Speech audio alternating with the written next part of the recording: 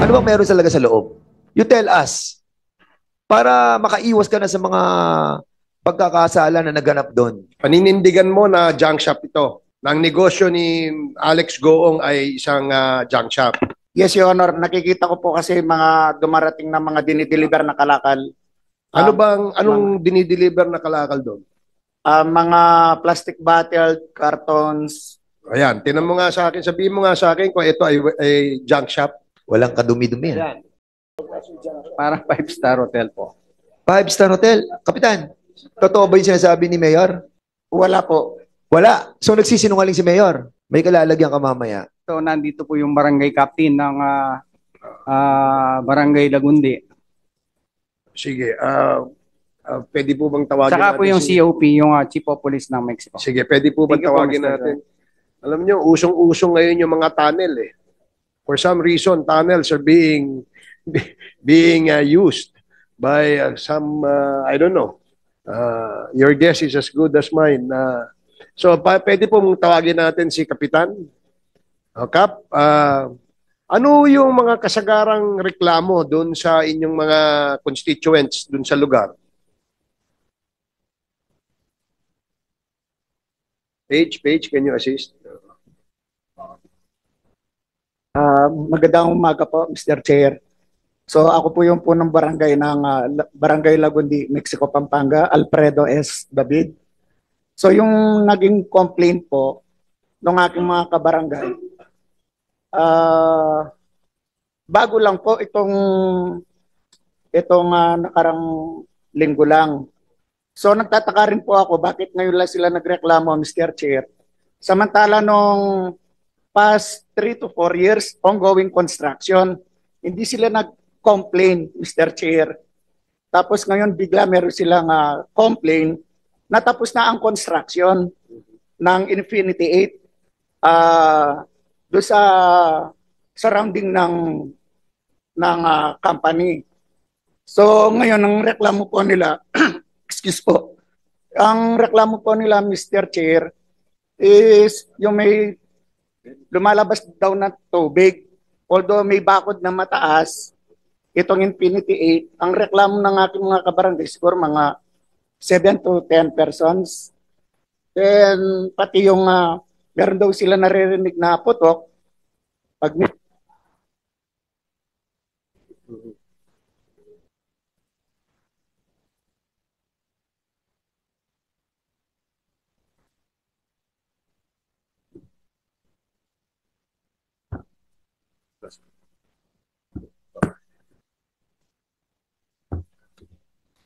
ayun po, Mr. Chair, yung complaint po nila na meron daw tubig na lumalabas do sa mga, ito po yung bakod ng Infinity 8, ito yung mga nagrereklamo na residential katabi lang ng bakod ng Infinity 8 na mataas So malapit na bakod. na malapit po doon sa Infinity 8. Opo, Mr. Chair. Kapag ang kanilang kwento ay merong pumuputok, merong silang naririnig, totoo yun, malamang. Totoo po yan. Naririnig nila eh. Totoo po yan, Mr. Chair. Totoo po yan. Kasi nung nagtanong po ako sa kanila at ang naririnig na putok regarding doon sa mga transformer ng Pelco, kasi siguro nag-overloaded. Kaya pag minsan may times, minsan pangalawa, may report sa akin ng LG yung mga nasasakupan ko is ang problema doon sa transformer ng Pelco sa electric. So yung pong pumuputok doon ay hindi dinamita, kundi pumuputok na transformer. Yes, Mr. Kayo Chair. po ba, Kapitan, nakapasok na ho kayo doon sa compound ng Infinity 8? Opo naman, Mr. Chair, lalo na pagka dumarating po si Mr. Alex Goong, yung owner po ng Infinity 8. Alex Goong po. Hindi Goo. Goong. Goong, may NG. Meron po. Okay, so na-inspection nyo ho, nakita nyo yung compound, wala ho bang hukay, wala ho bang mga tunnel doon, wala ho ba kayong road, napapansin? Ala naman po, Mr. Chair. So wala ho doon, so may access naman pala ho kayo doon, nakakapasok naman pala ho kayo. Opo, Mr. Chair. So anytime pwede kayong pumasok kahit na anong oras bilang kapitan. Opo naman, lalo na pagka dumarating po at From Manila, pag bumababa yung owner si Mr. Alex Goong, Bakit ho alam nyo kung darating si Alex Goong? Sinasabi ho ba, Kapitan, salubungin nyo ako, darating ako. tumatawag po sa akin yung katiwala. Okay. Tinatawagan po ako para pag nasa site na doon sa pag-aaring ni Mr. Alex Go, nagpupunta po ako, pumapasok ako. Tapos yon nangungumusta po regarding sa barangay. So every time na dumarating ho siya dyan, nando doon kayo? Opo, Mr. Chair. Ang ibig sabihin po, kayo ang welcoming committee ni Mr. Alex Goong. Hindi naman po, Mr. Chair. Gawa siguro nung bilang po nung barangay, yun, lagi lang ako pinapatawag dahil nasa jurisdiction ko po yung business. Okay, sige po. Maraming salamat sa inyong information. Salamat din po. Okay. So Mayor, mga ilang porsyento na ho ng warehouse doon sa area nyo ang na-inspection nyo na? 10,000 square meters po yan. So 1 hectare? 100,000 mahigit hectares po. Bali, 100,000 hectares? Kasi laki 10 hectares po. Sorry, Mr. Chair. 100,000 square meters. Yes, Mr. Chair. Okay. Ilan ho ang building sa loob?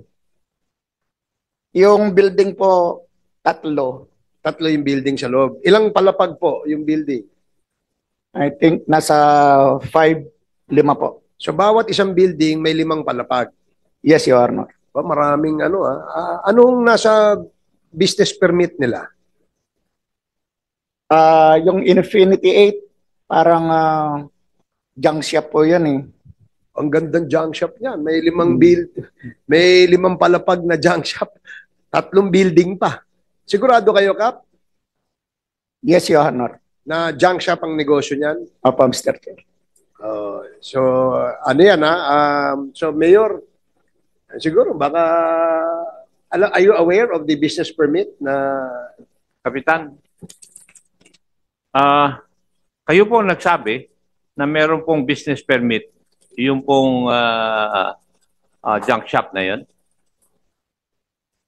Yes, Mr. Chair. Paano nyo po alam na meron siyang business permit samantalang sinasabi ng mayor ng munisipyo na yun ay wala?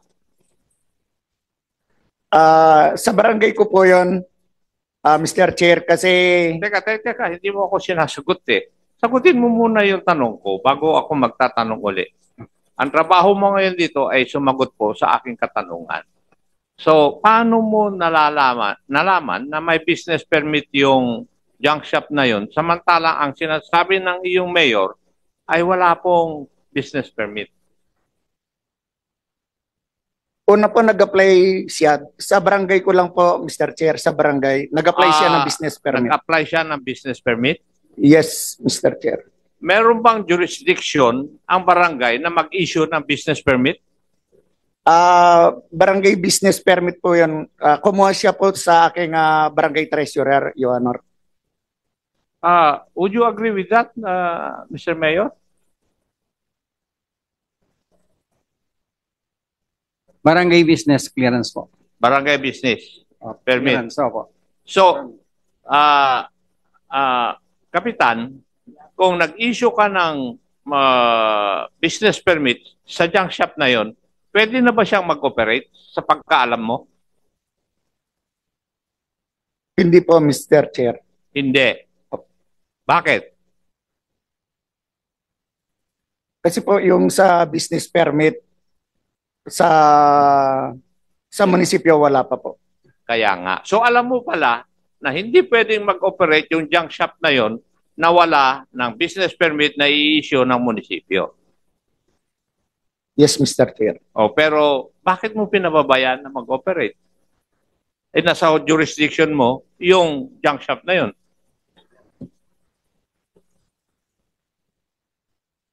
Ang alam ko po kasi... Hindi. Sagutin mo yung tanong ko. Umiiwas ka kagad eh. Ang tanong ko sa iyo, bakit mo pinapayagan na mag-operate yung isang junk shop samantalang wala pa, alam mo na kailangan may municipal business permit na issue. Nasa jurisdiction mo, porket binigyan mo ng barangay permit, pinababayaan mo na mag-operate. Alam mo na hindi dapat. Ang alam ko po, Alam mo naman pala yung batas Sa pagsasagot mo, nakikita ko po yun. Bakit mo pinapayagan? Alam mo pala na hindi pwedeng mag-operate na wala yung business permit ng munisipyo. Ano? Kanina, ang lakas-lakas ng boses mo sumagot Ngayon, tinatanong ko sa iyo, ano ang karapatan mo na pumayag na mag-operate yung junk shop na yon? ang alam ko po, Mr. Chair, hindi yung alam mo pinaprocess na po. ang alam mo, yung batas. Dapat ang masunod. May karapatan ka ba o dapat mo hindi pag-operatein yung junk shop na yon?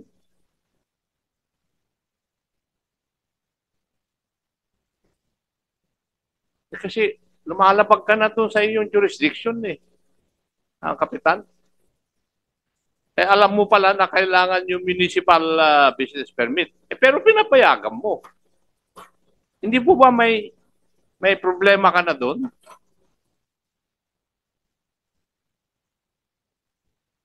Paski tanungin mo yung abogado ng kaibigan mo, may sabit ka, kapitan. Di ba?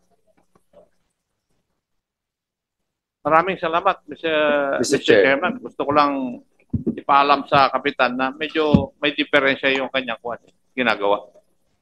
Thank you, Congressman Akop. Yes, Congressman. Nadigdag lang ako. Medyo, ngayon ko lang naintindihan yung issue. Hindi ko siya masyado naintindihan kanina.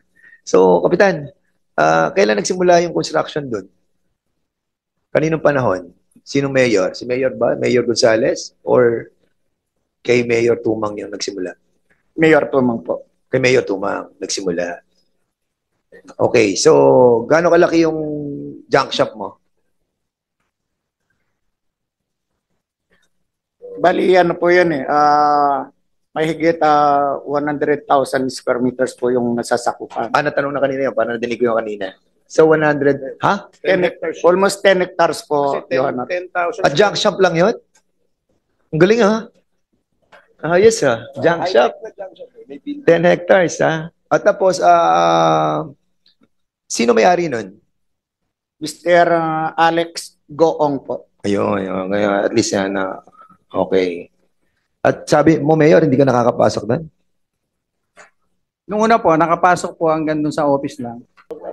Parang 5-star hotel po. 5-star hotel. Kapitan, totoo ba yung sinasabi ni Mayor? Meron May po. mga luxury building? Totoo ba yan? Yes or no? Mataas Yes or po. no? You're under oath, Nag-oath ka ba? Yes. Yes po. CFE. Ganda mong sagot. May mga luxury buildings sa tulad ng sinasabi ni Mayor. Pag sinagot mong hindi, si Mayor ang nagsisinungaling, siya ang pa-contempt namin. Kapag ikaw nagsinungaling, ikaw naman pa-contempt namin. So may mga luxury buildings ba doon? Wala po. Wala. So nagsisinungaling si Mayor. Bali, ano po, hindi na kung nasabi po ni Mayor namin na luxury. Ano po, residential, although hanggang 5 floor po kasi Nagkala ko junk shop yun. So kanina junk shop, ngayon luxury, naman, parang 5th floor, ganyan. So ang junk shop mo, floor by floor. Ano mga dinadala mo sa junk shop mo? Ano po yung mga kalakal yung nakikita kong dinideliver po. So lahat ng floors na yon, doon mo nilalagay yung mga yung mga kalakal. Ano po, pero po doon sa building na residential niya, Pero may building doon na doon mo nilalagay yung mga nakukuha mo kalakal. hindi po, bali sa warehouse po, bali nandito yung building tapos yung mga warehouse nasa loob din po ng compound. Pero may mga buildings sa pinagawa si Mayor Tumang doon. Di ba? Yes or no? Yung may-ari po ng siya po yung nagpagawa. Yung may-ari ng business doon, Mr. Alex Goong. If I may. Yes, Congressman, Mr. Chair. Kapitan, si Mr. Goong ba ay Pilipino? Filipino-Chinese po. Filipino-Chinese. Hindi Chinese-Chinese. Yun po ang alam ko, Your Honor. Marunong mag-Tagalog? Marunong po, Mr. Chair. Magaling mag-Tagalog? medyo may konting pagkabalit. Pero nakakadiretso po siyang magtagalog, Mr. Chair. Saang farm lumaki? Si Mr. Gong. Pero ito, let this be a warning to you, Kapitana. Hindi kami rito. Ginagawa lang namin light yung discussion natin kasi ayaw naman nating magkaroon ng tension. Pero ito, paalala lang sa'yo. Sa pagtatanong ng mga kasamahan dito, meron kaming video ipapakita sa'yo. Sabihin mo sa akin kung junk shop yan o hindi. Ha? Nasa yung video. Can you show that video? Paninindigan mo na junk shop ito. Nang negosyo ni Alex Goong ay isang junk shop. Yes, Your Honor. Nakikita ko po kasi mga dumarating na mga dinideliver na kalakal. Anong dinideliver na kalakal doon? Mga plastic bottle, cartons, mga... Nakikita mo ha? Ayan, tinan mo nga sa akin, sabihin mo nga sa akin kung ito ay junk shop.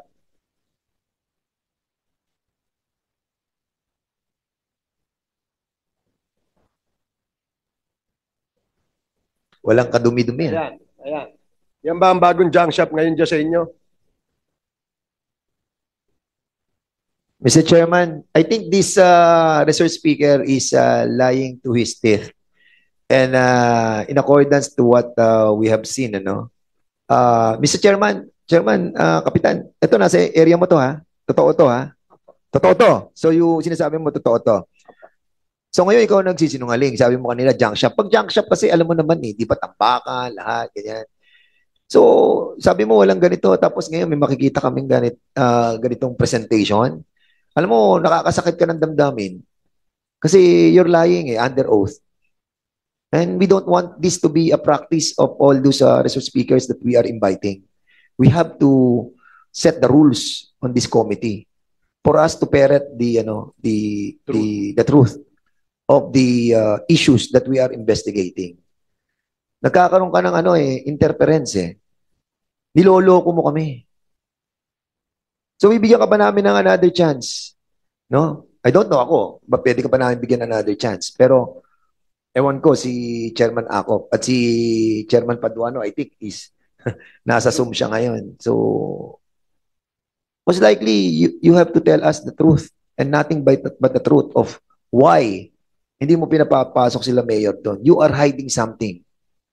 Ano bang meron talaga sa loob? You tell us para makaiwas ka na sa mga pagkakasala na naganap doon. Sabihin mo na sa committee to ang lahat ng iyong nalalaman. Anong meron sa loob? Para ngayon makaligtas ka pa. Otherwise, I'm telling you, may kalalagyan ka mamaya, Chairman. Tell us, please. Yes, Your Honor.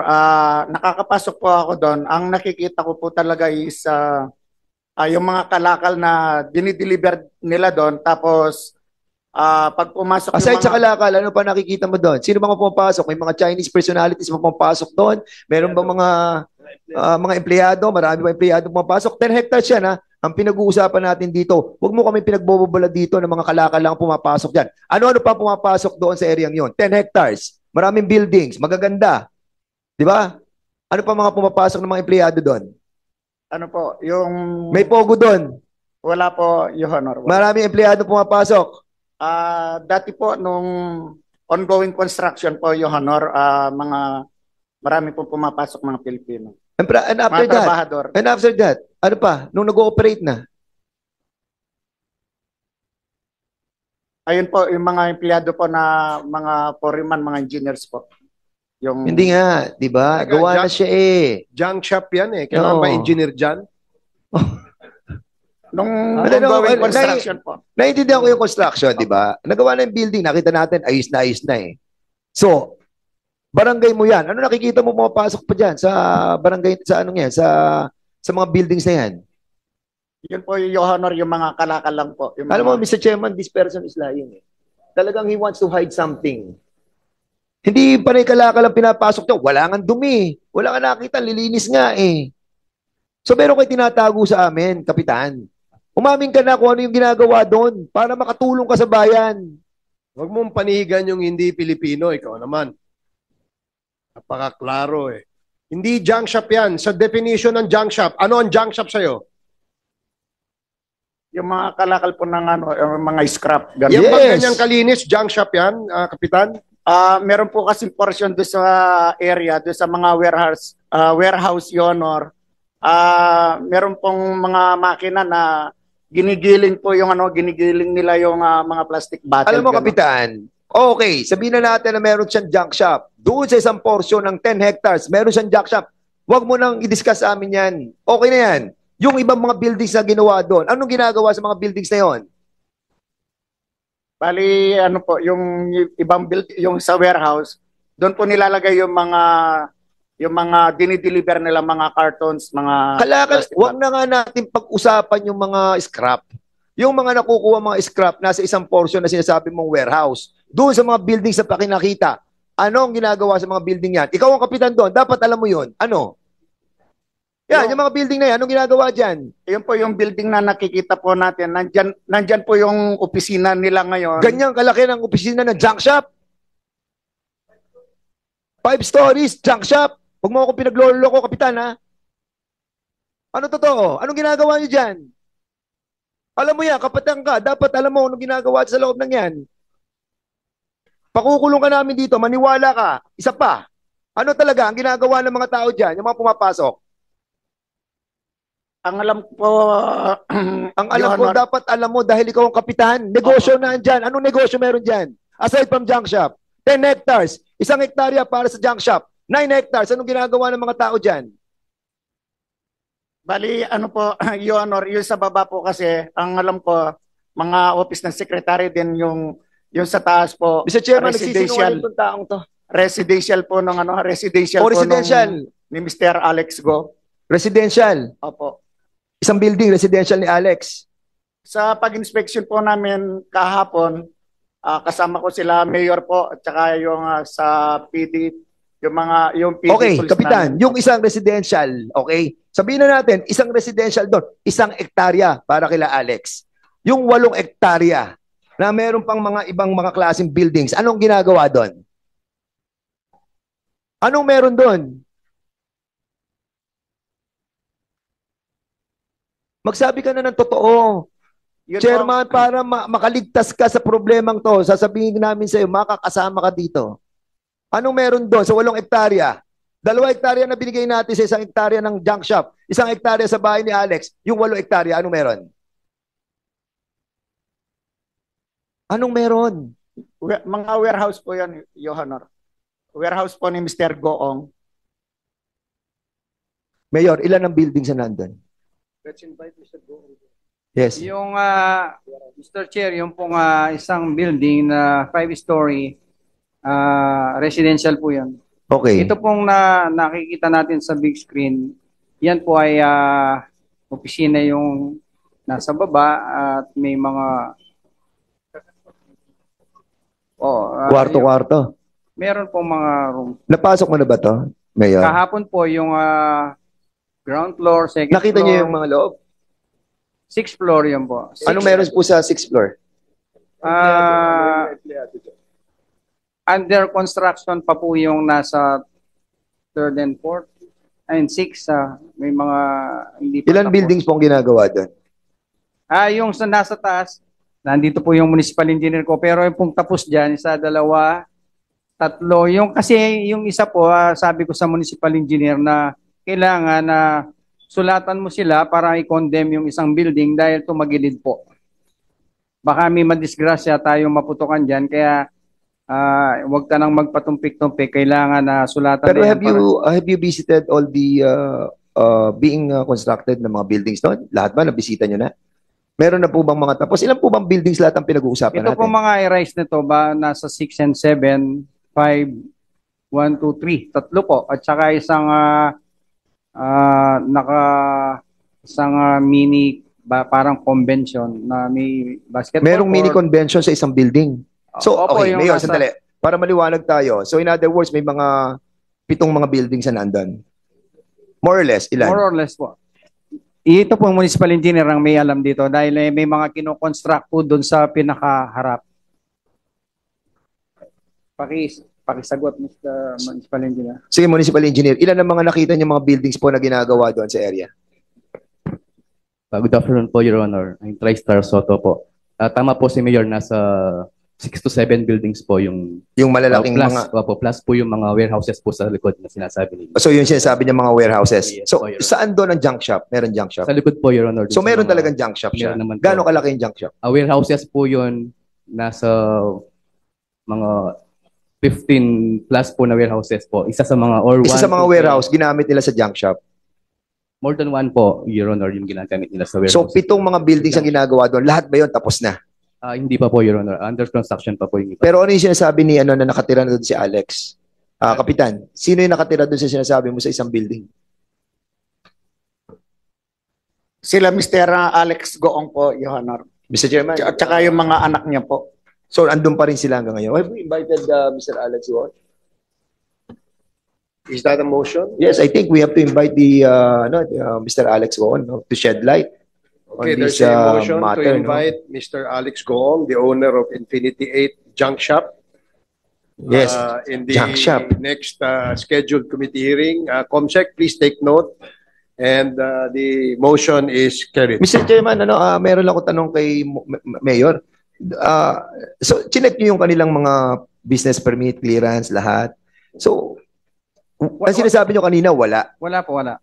Walang in-apply na... Application lang po yung nakapasok sa munisipyo. Hindi, pero doon sa nakita niyong barangay certificate, kasi pag yung nag-a-apply yan ng... Mr. Chair, ang sabi po kasi, hindi pa sila nag-ooperate. Hindi, sa construction permit. Wala po, wala po. Nandito po yung municipal engineer. Lagi ko pong tinatanong yan kung okay na yung construction Okay. permits nila. Kapitan, nag-apply ka ba ng... nag-apply sa iyan yung may-ari, si Alex. Nag-apply ba siya ng permit, clearance? Binigyan mo ng clearance for construction? Meron po, Your Honor. Sigurado ka, nagbigay ka ng clearance, ha? Clearance for nung una po yun sa fencing. Oo. Sa fencing. Fencing. O yung sa building, Sa bakod po. yung sa pagpapatayo ng building, clearance, sa construction permit, wala kayong issue. Kumukuha yan ng barangay clearance para doon sa mga itatayo nilang mga building Binigyan mo ba sila ng barangay clearance? Sa fencing mo lang sila binigyan. Yes, Your Honor. So in other words, Mr. Chairman, illegal na yung construction na ginagawa nila. So basically, ang sinasabi ni Mayor is true that dapat ipadlock nyo na yan at huwag nyo na ipatuloy ang pagpapagawa niyan. Dahil kung wala silang permit, construction permit and everything, di ba? Even may barangay clearance at wala kayong permit na binigay for construction, pwede nyo siyang ipatigil right away. Di ba? Have you done that? Yun po ang next step namin, Mr. Chair. Siguro po within district or opo, tama. Within district po kailangan ng may padlock. Oh, you get the assistance of the PNP as well para mapa-stop po yung construction niyan unless they were able to secure yun lang lahat ng mga requirements on the construction of those buildings. And what's the purpose? What's the purpose? Kasi yung warehouse ma'am, wala rin. Yung pagtatayo nila ng mga warehouse. And even kung nag-cooperate na sila ng kanilang junk shop, meron ba silang clearance coming from the hindi sa ano lang sa NBI nila sa Office of the Environmental hindi sa ano lang sa Menro, meron ba sila? O wala. So illegal yung pagpapasok ng mga ano doon ng mga kalakal, hindi pwede yun. And even the warehouse, wala ring wala ring clearance, wala ring permits. Okay, sige, municipal engineer. Yung mga warehouses po, meron pong mga building permit. Lahat. At occupancy. Yung pong mga Yung building lang ang wala. Yung pong building permit, meron po yung iba, kaso hindi po nasunod yung plan. Kaya sinunatan namin ni Mayor yung pong sinabi niya. Yung mga plan po. Variation lang yun sa plan. You ask for the variation. Oo. Anyway, doon sa 7 building na sinasabi nila, ilan doon ang wala? Lahat? Hindi naman lahat, ilan? Mga 3 po yung nakapag-secure po ng building permit. Yung iba po, hindi po nag-secure po, Your Honor. Okay. Yun lang muna, Mr. Chairman. Tingin ko, Mr. Chair. hindi ko alam kung nalilito tong si Kapitan or talagang nagsisinungaling Pero basically, we need to really invite Yes, the owner. yes, I agree with you, Congressman Fernandez. Thank you. Congressman Flores. Thank you, Mr. Chair. Engineer, so you said that there were 7 buildings, correct? 6 to 7 buildings. Yes po, Your Honor. Ang status ng mga buildings na to, completed na lahat, hindi pa? For construction po yung iba, Your Honor. Yung iba po Ilan ang for incomplete. construction, ilan ang completed? Yung last time po namin nakapunta ni Mayor kahapon, alos 2 po yung finish na, yung iba. 2 yung completed na. Opo. At yung iba, about 4 to Yes po, Your Honor. 3 are hindi pa. Opo. Yeah? So, example, building number 1 is yung residence. Opo, Your Honor. Example, let's just name it as building number 1. Ilang stories yun? May Yung building number 1 na sinasabi 5 ko, po, na 5. residence. Ha? 5 po. 5 stories. Story po. Residence lang, ha? Opo, Your Yung Honor. building number 2, yung nakikita natin ngayon. Opo. Ilang Ah. stories yan? Nasa 7 story po. 7 stories. Your Honor. When you went inside, did you go inside yesterday? Yes po, Your Honor. Was it filled with employees or operating na ba? Wala Hindi pa. po, Your Honor. Hindi pa. Opo. Okay, so building number 3. Ano? 5 5 stories din. Building number 4, Yun pong recreational. recreational. Yes O, po. building number 5, Yung pong 3 building po or 2 building under construction. Ilang Bago pa stories lang, din? Bago pa lang po. Mga, Ilang? Mga 2 story lang po. 2 stories. Now, sasabi mong 6 or 7 buildings na yan, sabi mo 3 lang yung may building permits, correct? Yes po, Your Honor. 3 lang may building permits. Yung the others, walang building permits. Yes. Now, Mayor, can you not order them to stop immediately since they do not have a building permit? Is it Nag-issue not po- within your powers to Nag-issue stop? po kami ng 2 letter na sa kanila. Anong letter? Walang ilang stories yan. Papayagan nyo pang mag-continue yan. Actually Walang po- building permit. Tapos na po yung high-rise building nila. Kaya nga, yung iba na ongoing ngayon, sabi niya walang building permits eh. Actually po, may instruction ako sa municipal engineer. Pero yun po, pinadala. Anong pero? Cease and desist Hindi, na. hindi po. Pinadala namin ng mga letter. Anong letter yun? A notice of illegal construction. Notice of? Illegal. Construction And po. Yung giving isa po, them what? Yung isa po, parang nirequire po namin silang structural stability po na building. And then, Kasi I'm so surprised, Mayor. These are not just small buildings. It's a 5-story building. It's a 7-story building that goes on in your municipality na wala pala mga building permits yung iba, di ba? And in fact, walang business permit na that you know of, application lang. How could it get that far? Yan ang question ko eh. Similar with what's happening in other government agencies ngayon, di ba? Nakakakuha ng passport, nakakakuha ng birth certificate. How could it get that far na hindi nalalaman ng mga officers who are in the area? Yan ang question ko eh. It's mind-boggling eh. Paano nakakalusot yan? Or how did it get to that point? Di ba, mabulaga na naman tayo, pogo pala yan, or something like that, di ba?